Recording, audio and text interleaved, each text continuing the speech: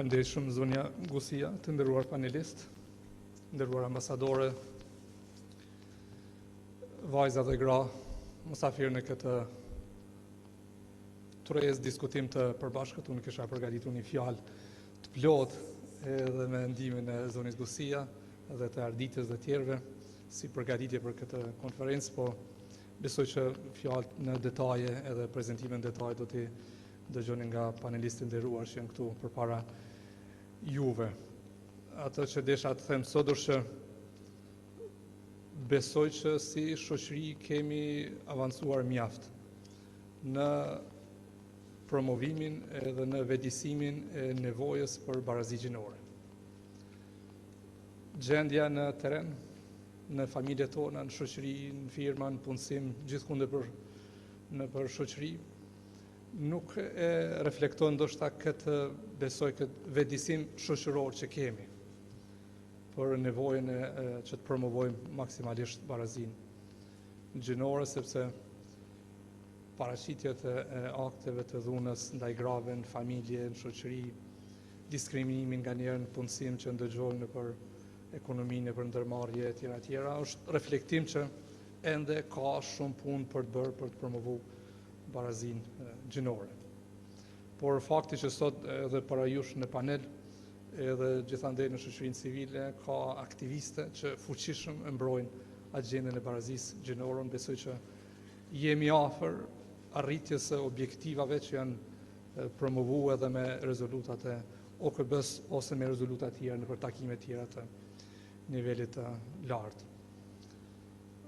Unë jam para jush këtu me ju garantu që gjatë qeverisjes tonë do të mundohemi maksimalisht që të japim mbështetjet plot në agjendën për barazi gjinore. Brenda zyrës tonë, brenda zyrës kryeministrit është një zonë që fuqishëm e mbron këtë kauzë dhe jemi duke ia dhënë krejt mbështetjen e nevojshme asaj që përmes rrjetit të OIQ-ve, përmes rrjetit të institucioneve të promovojmë këtë agjendë. Është fakt, ashtu si u tha nga dy folësit në fjalët e tyre në hapje, që pandemia i ka prekur ndryshe gratë, ndryshe burrat, sepse vendet e punës që mbajnë gratë janë vende pune që janë më të ndihshme ndaj ndryshimeve që mund ndodhin në ekonominë e faza siç është kjo tash në për cilën po kalojmë të pandemisë, dhe kjo neve na ka shtyr që kuadër të pakos për rimëkëmbje ekonomike, përveç mbështetjes që marrin gjitha bizneset, pavarësisht a janë të pronar gra apo burra, të kemi edhe një paku të veçantë për mbështetjen e grave në biznes edhe në shoqëri në përgjithësi. Besoj që zonja Gusia dhe panelistët e tjerë do sqarojnë më në detaje se si do ta zbatojnë në praktikë gjatë muajit të ardhshëm këtë paku mbështetje për gratë të ndikuara nga pandemia. Janë marrë disa veprime edhe në qeveritë e kaluar, më kujtohet mirë, para në 2015 ose 2016 duhet tjetë kur është nxjerrë një udhëzim administrativ, një rregullor, regjistrimin e pronave në katastër në emër të burrit dhe të gruas. Dhe unë besoj që ky është hap i madh për të fuqizuar gruan brenda familjes së pari, për ta vënë akter vendimarrës të barabartë me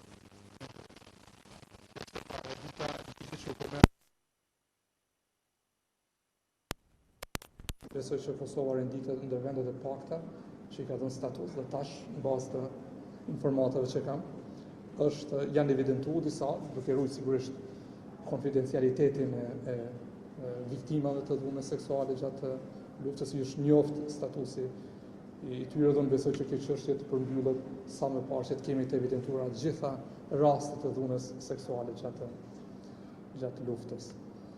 Po ashtu në qeveritë e kaluar dhe do ta vazhdojmë edhe tash përgatitjen e buxhetit vjetor të shtetit që merr për bazë aspektet gjinore. Në për ministri të ndryshme, kur të dizajnohen projekte, kur të planifikohen shpenzime ndryshme, do të marrin parasysh ndikimin e atyre shpenzimeve, atyre projekte në promovimin e barazisë gjinore. Fakti që kemi këtë situatë në kupton që ka shumë punë për të bërë, po unë besoj që jemi në rrugë të mbarë. Po përmend edhe një fakt ndoshta nga statistikat në arsimin e mesëm dhe në arsimin e lartë të 5 viteve të fundit, që tregoj që numri i vajzave në arsimin e mesëm, në arsimin e lartë, në shumicën e drejtimeve, është i barabartë ose më i madh se sa i djemve. Kjo nuk kupton që ne për 5 vite, sa i përket nivelit arsimor të burrave dhe grave, mund të jemi pak a shumë njësoj, që nuk kupton për 5 vite, për 10 vite ne mund të lëvizim dhe të avancojmë drejt promovimit të plotë të barazisë gjinore. Dhe një argument, një fakt të fundit, pse duhet ta mbështesim fuqishëm këtë agjendë, që mos jetë vetëm agjendë e tërezave që organizohen mirë, fjalimeve të mira, edhe prezentimit të mirë në media, por punës praktike të përditshme që duhet ta bëjmë, është fakti që burrat dhe gratë në shoqëri janë komplementarë. Nuk bëjnë njëri pa tjetrin. Statistikat, unë si ekonomist, i shoh ka pak statistikat, tregojnë që në shoqëritë që ka më shumë barazi gjinore, rritja ekonomike është më e madhe. Pse është më e madhe? Sepse në vendin e punës, përgjithsisht në ekonomi, burrat dhe gratë plotësojnë njëri tjetrin. Ju falenderoj edhe një herë për organizimin e kësaj tëreze. Kërkoj ndjesë që nuk do të rri deri në fund, presim pa durim të ndëgjoj disa prej fjalëve të panelistë. Faleminderit. Faleminderit shumë kryeministër. Megjitha, ju propozoj për integrimin e perspektivës gjinore në fondin e rimërkëmbjes, që në vërtet është zbatimi i buxhetimit të përgjithshëm gjinor në praktikë, me perspektivën që keni adresuar që fondi i rimërkëmbjes t'i adresoj të thotë kërkesat e grave dhe vajzave në mënyrë të barabartë në totalin e fondit të rimërkëmbjes. Faleminderit. Dhe tani kam kënaqësinë dhe nderin e veçantë të ftoj ambasadorën suedeze në Kosovë, zonjën Karin Hedmark Andini, e cila përfaqëson qeverinë suedeze, e cila ofroi për herë të parë në historikun 15 vjeçar të ekzistencës së agjencisë një mbështetje qendrore për rolin e agjencisë në vlerë prej 1.5 milion euro, dhe tani jemi në përfundim të projektit. Shpresoj rastin ta falenderoj ambasadorën për përkushtimin e saj gjatë gjithë këtij projekti dhe besoj që do të vazhdojmë këtë bashkëpunim. Zonja Afini, fjala është juaj. Thank you very much. Prime Minister Hoti, Ms. Guzia, ladies and gentlemen, thank you all for coming today, and I'm very, very honored to be here today. It is indeed an incredibly important topic we are addressing today in this roundtable format. I'm also now congratulating you on the 15th anniversary. We have been a strong supporter of the agency all along, and that's something that we will hope to continue to support all your efforts in this regard. I think this is one of the most central agencies for the future of Kosovo. As you know, Sweden is pursuing something we call a feminist foreign policy, or a feminist policy. We're a feminist government that has a few tenets in it. There are a few elements in it, and one of the most important ones is the one on economic and social empowerment of women. There's this ironic axiom that is being bandied around, and which is, one of those truisms, which is that feminism is the radical notion that women are people. Sometimes I feel like the issue of gender-based violence is a systemic failure on that very axiom, because it says that we are not actually valuing women as people when we as societies allow gender-based violence to be part of our societies. And when there is no social stigma of you being a man who beats up your wife, you are not being excluded from your social circle. You are not being sort of shunned by your peers. By being such a man, you are in fact failing that what you would have think was being such a simple element of just women are people. And to me that, it's not something that I'm aiming strictly only at Kosovo. It's something we deal with on a global scale. but it is really the fundament of what we are talking about here. Economic empowerment, to me, and social empowerment, the very central part of that whole phrase is power. We're talking about power, equal power, giving power to people, as full human beings within a society. And by not sort of systematically working to get all citizens the same chance to get that part of their power, you are failing as, the society as a whole. I find that I want to congratulate the government of Kosovo on the recent allocation of the 2 million euros for these issues that are being aimed towards the agency and towards this work. Because I think this is, again, it's an evidence of an understanding that this is part of what the government needs to prioritize in order for Kosovo to be sort of a just society.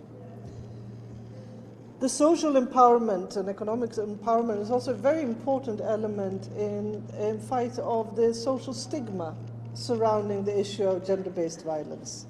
For some reason, when it comes to gender-based violence and sexual violence, a lot of sort of the burden or the shame connected to that crime is with the victim or the survivor and not with the perpetrator, where it should be. And by actually empowering women, you're also wresting away part of sort of the structure that puts that stigma in the part of the weaker part of the whole relationship, or the family, or the systemic sort of system around where you're working.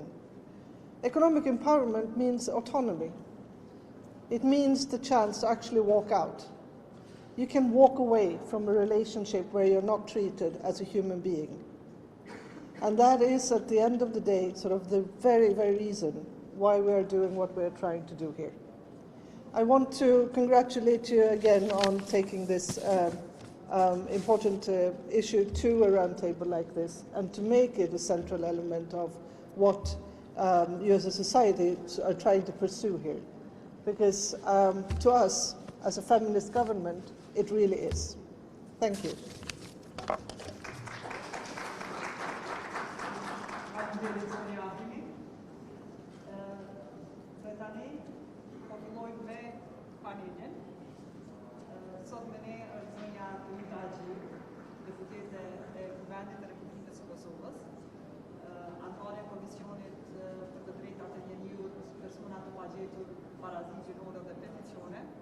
I bashkëpunëtore i ngushtë e agjencionit në të cilën kemi sinergji dhe bashkëpunim në baza të rezultateve.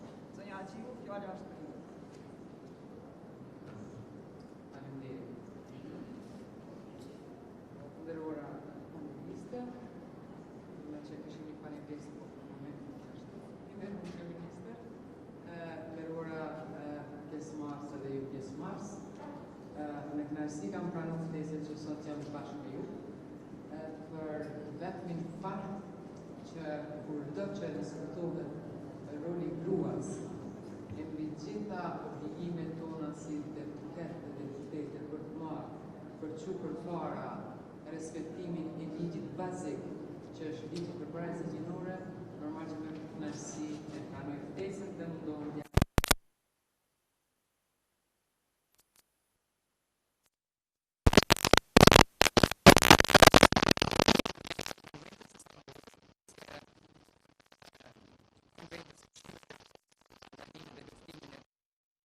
grave dhe dhunës në familje për të pasur fortitunë sepse kishin një përpjekje në legislaturën e kaluar, në miratoi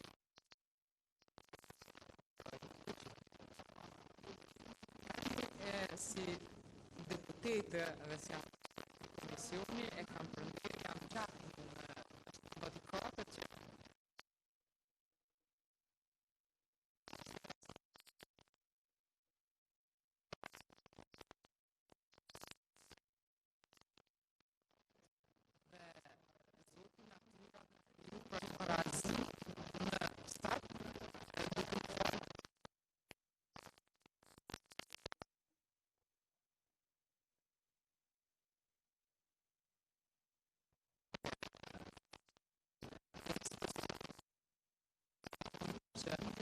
po e bëjmë hapjen e përgjithësisë. Pra, niveli pjesëmarrjes së grave në përgjithësi në vendimmarrje dhe në pozitat e tyre në shoqëri varet kryesisht nga pozita ekonomike që ato kanë. Është një fakt. Prandaj e rritja e aktivitetit ekonomik përmirëson aftësinë e grave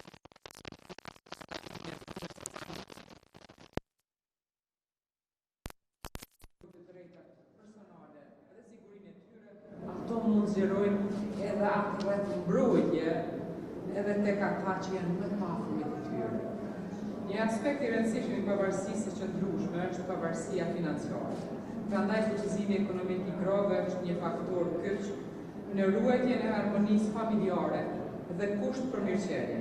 Pavarësisht punës që është bërë deri më tani që e përmendi edhe kryeministri, para neve janë shumë sfida për të rritur dhe të fuqizuar rolin e gruas në aspektin ekonomik e social. Kjo është përpjekje jona e vazhdueshme për cilën ne nuk do të ndalemi. Mbështetja e grave sipërmarrëse duhet të jetë në agjendën e qeverive, pa më parasysh cila do qeveri që është. Pra, kjo qeveri dhe qeveritë e kaluara po dhe në vazhdimsi cila do që të vijë. Pra duke qenë se jam deputete edhe opozitës, unë vazhdimisht jam opozitë brenda opozitës. Për këtë, për faktin e vetëm pra që synoj me respektim të barazisë gjinore. Prandaj edhe njëherë prioritet i yni si deputete është ngritja e zërit në vazhdimsi për fuqizimin ekonomik, pra të gruas, në përpjekjet e vazhdueshme për të avancuar barazinë gjinore. Qeveria duhet mbështesë vazhdimisht biznesin, për ato që e tha edhe kryeministri, për çka unë po e shoh se ka përpjekje, edhe pse jemi në kohë pandemisë, e dimë edhe buxhetit, se nuk mund të kërkojmë diçka kur nuk kemi. Por megjithatë, duhet pra edhe ai buxhet që është ndodhet në mënyrë më racionale. Për çka unë jam e sigurt që ne po e bëjmë hapjen e duhur. Ne si deputete dhe si grupi grave deputete, me që jam edhe antare e bordit e grupit grave deputete, tani kemi fakën e rimbikëmbjes, e cila kaloi në paraleksimin e parë, për çka do të bëjmë një propozim. Unë po marr të drejtën edhe pse nuk kemi grupin tjetër të grave deputete këtu. Po e marr të drejtën për të thënë që do të bëjmë një propozim, në detaj nuk po e përmend, por do të kërkojmë nga qeveria një rimbursim të grave në 10%, në trust, por jo për gratë deputete, jo për ministre, jo për pozitat e grave që janë një politike. Por do të bisedojmë bashkë me qeverinë, do të jemi shumë racional për të pasur se cilat grave do të mbështesim dhe për cilat do të merr qeveria obligim që të rimbursoj në një kohë kur vërtet unë pres një racionalitet për të treguar edhe afatin kur do të bëhet ky rimbursim. Krejt në fund, duke qenë këtu dhe duke prit që nga ju të marrë edhe pyetje, edhe unë do të jap kontributin tim, do të tregoj në fund që si Komision për Drejtat Njeriut, mandatin e kaluar, për të mos u hyrë hap kolegëve të mia, ky komision i ka të gjitha gra.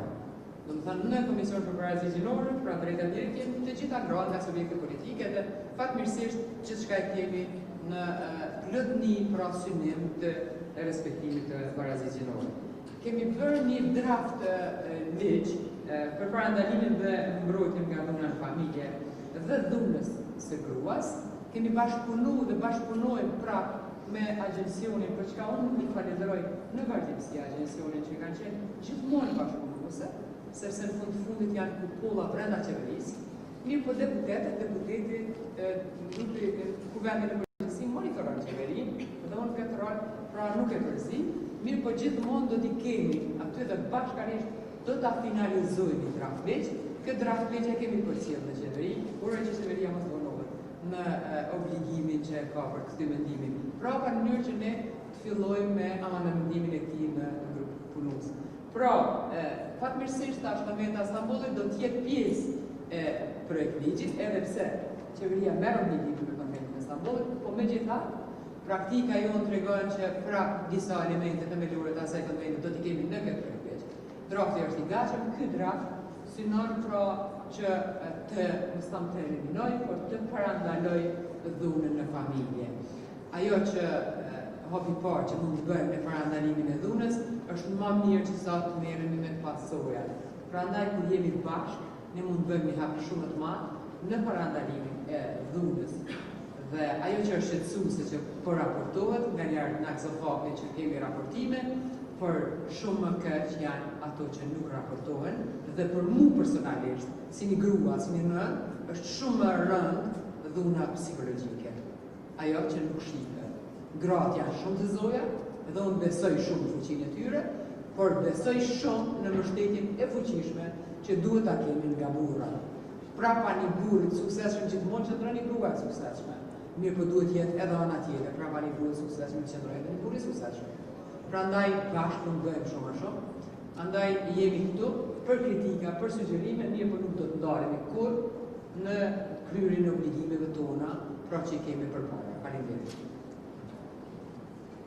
Faleminderit shumë deputeti zonja Agjiu, faleminderit që sot edhe një herë vëmendjen tek domosdoshmëria e ndërmarrjes së masave afirmative, sepse ju realisht propozoni një masë afirmative, të cilën besoj që edhe qeveria do ta ketë ka dëshmëri, ta shoh, ta vlerësoj, siç e cekë edhe kryeministri në vitin 2015 kemi pas një masë të afirmative që është treguar mëse e suksesshme.